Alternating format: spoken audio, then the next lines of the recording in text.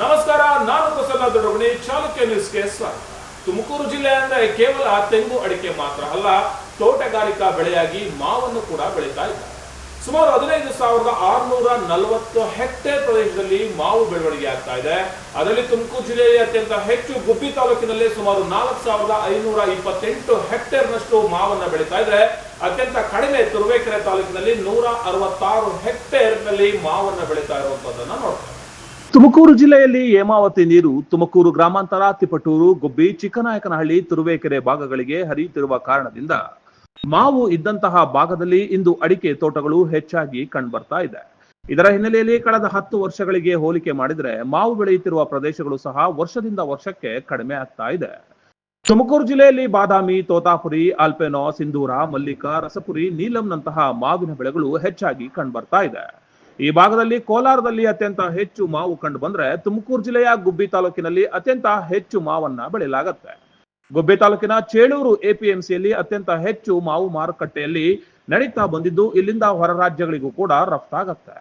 ತುಮಕೂರು ಜಿಲ್ಲೆಯಲ್ಲಿ ಸಾಕಷ್ಟು ಮಾವು ಬೆಳೆದರೂ ಸಹ ಮಾವಿಗೆ ಸಂಬಂಧಪಟ್ಟಂತಹ ಯಾವುದೇ ಕೈಗಾರಿಕೆಗಳು ಸಹ ಇಲ್ಲದೆ ಇರುವುದು ಕೂಡ ಮಾವಿನ ಬೆಳೆಗಾರರಿಗೆ ಸಮಸ್ಯೆ ಆಗಿದೆ. ತೆಂಗು ಪಾರ್ಕ್ ನಿರ್ಮಾಣದಲ್ಲಿ ತುಮಕೂರು ಜಿಲ್ಲೆಯ ರಾಜಕೀಯ ವ್ಯಕ್ತಿಗಳು ಹೇಗೆಲ್ಲ ಎಡವಿದ್ದಾರೋ ಮಾವಿನ ವಿಷಯದಲ್ಲಿಯೂ ಸಹ ಅದೇ ರೀತಿ ಸಮಸ್ಯೆ ಆಗಿದೆ. ಮಾವು ಬೆಳೆಯುವಂತಹ ರೈತರಿಗೆ ಸೂಕ್ತವಾದ ಮಾರುಕಟ್ಟೆ, ಬೆಂಬಲ ಬೆಲೆ ಸಿಗ್ತಾ ಇಲ್ಲ. ಹಾಗಾಗಿ ಮಾವು ಬೆಳೆಯುತ್ತಿರುವ ರೈತರು ಸಹ ಮಾವು ಮರಗಳನ್ನ ಕಡಿದು ಅಡಿಕೆ ತೋಟಗಳಾಗೆ ಪ್ರಾಮುಖ್ಯತೆಯನ್ನ ನೀಡ್ತಾ ಇದ್ದಾರೆ. ಪ್ರತಿ ತಾಲೂಕಿನಲ್ಲಿಯೂ ಸಹ ಆಪ್ಕಾಂಗಳನ್ನ ತೆರೆದು ಸ್ಥಳೀಯವಾಗಿ ಉತ್ತಮ ಮಾರುಕಟ್ಟೆಯನ್ನ ದೊರಕಿಸಿಕೊಟ್ಟಿದ್ರೆ ಖಂಡಿತವಾಗಿ ಬೆಳೆಗಾರರಿಗೂ ಕೂಡ ಹೆಚ್ಚಿನ ಅನುಕೂಲ ಆಗ್ತಾ ಇತ್ತು. ಆದ್ರೆ ಜಿಲ್ಲಾ ಮಟ್ಟದ ಅಧಿಕಾರಿಗಳಾಗ್ಲಿ ಅಥವಾ ತಾಲೂಕು ಮಟ್ಟದ ಅಧಿಕಾರಿಗಳಾಗ್ಲಿ ಇದರ ಬಗ್ಗೆ ತಲೆ ಕೆಡಿಸ್ಕೊಳ್ದೇನೆ ಇರೋದ್ರಿಂದ ಸಾಕಷ್ಟು ಸಮಸ್ಯೆ ಮಾವುಗಾರರಿಗೆ ಆಗ್ತಾ ಇದೆ. ಚೇಳೂರು ಗುಬ್ಬಿ ತಾಲೂಕು ಕಚ್ಚೇನಹಳ್ಳಿ, ನಂದೊಂದು 4 ಎಕರೆ ಮಾವಿನ ತೋಟ ಇದೆ. ಹೆಚ್ಚಿಂದೆಲ್ಲ ಬಾದಾಮಿನೇ ಇದೆ. ಈ ವರ್ಷ ಅಕಾಲಿಕ ಮಳೆಯಿಂದ ಎಲ್ಲ ಸುಟ್ಟೋಗಿ ಒಂದು 10% ಬೆಳೆ ಇಲ್ಲ. ತುಂಬ ನಷ್ಟ ಆಗ್ತಾ ಇದೆ. ಮತ್ತು ಮಾವು ಬೆಳೆಗಾರರಿಗೆ ಯಾವುದೇ ಇಲಾಖೆಗಳಿಂದ ರಕ್ಷಣೆಗಳು ಸಿಗ್ತಾ ಇಲ್ಲ. ಯಾವುದೇ ಔಷಧಿಗಳಾಗಲಿ ಶಿಫಾರಸುಗಳಾಗಲಿ ಸಿಗ್ತಾ ಇಲ್ಲ. ಇಲಾಖೆ ಸ್ವಲ್ಪ ಈ ಕಡೆ ಗಮನ ಕೊಡಬೇಕು ಅಂತ ನಾವು ಕೇಳ್ಕೊತೀವಿ. ಮತ್ತು ಈ ಮಾವಿನ ಬೆಳೆ ನೆಚ್ಕೊಂಡು ತುಂಬ ನೋವನ್ನು ಅನುಭವಿಸುವಂಥ ಪರಿಸ್ಥಿತಿ ಬಂದಿದೆ. ಮಾವು 3 ವರ್ಷದಿಂದ ಯಾವುದೇ ಲಾಭ ತರ್ತಾ ಇಲ್ಲ. ವ್ಯಾಪಾರ ತುಂಬ ನಷ್ಟ ಆಗ್ತಾಯಿದೆ. ಬೆಳೆ ತುಂಬ ಹಾನಿಯಾಗಿದೆ.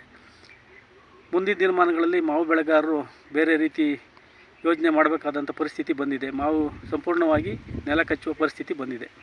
ನಾವು ಗುಬ್ಬಿ ತಾಲೂಕು ಕಸಬಾ ಹೋಬಳಿ ನಾಗಸಂದ್ರ ಗ್ರಾಮ, NL ಕೃಷ್ಣಪ್ಪ ನಾಗಸಂದ್ರ. ನಮ್ಮದು 70 ಗಿಡ ಬಾದಾಮಿ ಗಿಡ ಐತೆ. ಹೋದ ಸರಿ 1.5 ಲಕ್ಷ ಕೊಟ್ಟಿದ್ದು 2024-25ರಲ್ಲಿ. ಈಗ 2026-26ರಲ್ಲಿ 1,20,000 ಕೊಟ್ಟಿದ್ದೀವಿ. ನಮಗೆ ಬೆಳೆಯಿಂದ ನಷ್ಟ ಆಗ್ತಾಯಿದೆ. ಸರ್ಕಾರದಿಂದ ಏನಾದ್ರು ಬರೋದಿದ್ದರೆ ಅದನ್ನು ನಮಗೆ ಪಾವತಿ ನುಕ್ಸಾನ್ ಕಟ್ಕೊಡಿ. ಇನ್ನು ಮಾವಿಗೆ ಸಂಬಂಧಪಟ್ಟಂತೆ ಹಲವು ಸಂಶೋಧನೆಗಳನ್ನ ಸರ್ಕಾರ ಮಾಡಬೇಕಿತ್ತು.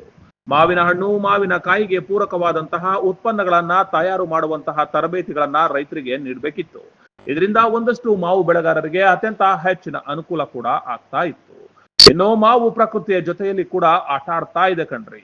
ಉತ್ತಮವಾಗಿ ಮಾವು ಬಂದಿದ್ರು, ಉತ್ತಮ ಬೆಳೆ ಬರ್ತಾ ಇದ್ರು, ಇನ್ನೇನು ಕೈಗೆ ಸಿಗುತ್ತೆ ಎನ್ನುವ ದಿನಗಳಲ್ಲಿಯೇ ಆಲಿಕಲ್ಲು ಮಳೆ ಬಿದ್ದ ಕಾರಣದಿಂದ ಮಾವಿನ ಫಸಲು ಸಂಪೂರ್ಣವಾಗಿ ಹಾಳಾಗ್ತಾ ಇದೆ. ಸರ್ಕಾರ ಇದರ ಬಗ್ಗೆ ಹೆಚ್ಚಿನ ಗಮನವನ್ನು ಕೂಡ ಹರಿಸಬೇಕಾಗಿದೆ. ಶಿರಾ ತಾಲೂಕಿನಲ್ಲಿ ಬಿದ್ದಂತಹ ಆಲಿಕಲ್ಲು ಮಳೆಯಿಂದ ಲಕ್ಷಾಂತರ ರೂಪಾಯಿ ನಷ್ಟ ಕೂಡ ಆಗ್ತಾ ಇದೆ. ಹಾಗಾಗಿ ಸಚಿವ ಮಾಧುಸ್ವಾಮಿ ಹಾಗೂ ಮಾಜಿ ಶಾಸಕ ರಾಜೇಶ್ ಗೌಡ ಮುಖ್ಯಮಂತ್ರಿ ಸಿದ್ದರಾಮಯ್ಯ ಅವರ ಜೊತೆ ಮಾತುಕತೆಯನ್ನ ಕೂಡ ಮಾಡಿದ್ದಾರೆ. ಕೂಡಲೇ ಈ ಭಾಗದ ರೈತರಿಗೆ ಅನುಕೂಲವನ್ನ, ಪರಿಹಾರವನ್ನ ಮಾಡಿಕೊಡ್ಬೇಕು ಅಂತ ಹೇಳಿ ಮನವಿಯನ್ನು ಕೂಡ ಮಾಡಿದ್ದಾರೆ. ಜೀನಿ ಸ್ಲಿಮ್ ತಗೊಳಕ್ಕೆ ಸ್ಟಾರ್ಟ್ ಮಾಡಿದ್ನೋ ಅವಾಗ ಮಂತ್ಲಿ ಪೀರಿಯಡ್ಸ್ ಆಗ್ತಾ ಇದೀನಿ. PCOD ಪ್ರಾಬ್ಲಮ್ ನಾರ್ಮಲ್ ಆಗಿದೆ, ಥೈರಾಯ್ಡ್ ನಾರ್ಮಲ್ ಆಗಿದೆ. ಪೀರಿಯಡ್ಸ್ ಎಲ್ಲ 6 ಮಂತ್ ಆದ್ರೂ ಆಗ್ತಾ ಇದಿಲ್ಲ. ಇವಾಗ ರೆಗ್ಯುಲರ್ ಪೀರಿಯಡ್ಸ್ ಆಗ್ತಾ ಇದೆ. ಜೀನಿ ಸ್ಲಿಮ್ ನ ಯೂಸ್ ಮಾಡಿ 8 ತಿಂಗಳಲ್ಲಿ 55 kg ಸಣ್ಣ ಆಗಿದ್ದಾರೆ. ಜೀನಿ ಸ್ಲಿಮ್ ತಗೊಳ್ಳಿ, ಬೇಗ ಸಣ್ಣ ಆಗ್ತೀರಾ, ಫ್ಯಾಟ್ ಲಾಸ್ ಆಗ್ತದೆ. ಜೀನಿ ಸ್ಲಿಮ್ ನ ಯೂಸ್ ಮಾಡಿ 100% ಯಾವುದೇ ಸೈಡ್ ಎಫೆಕ್ಟ್ ಇಲ್ದಂಗೆ ಸಣ್ಣ ಆಗ್ತೀರಾ. ಚಾಲುಕ್ಯ ನ್ಯೂಸ್, ಜನರಿಗೋಸ್ಕರ.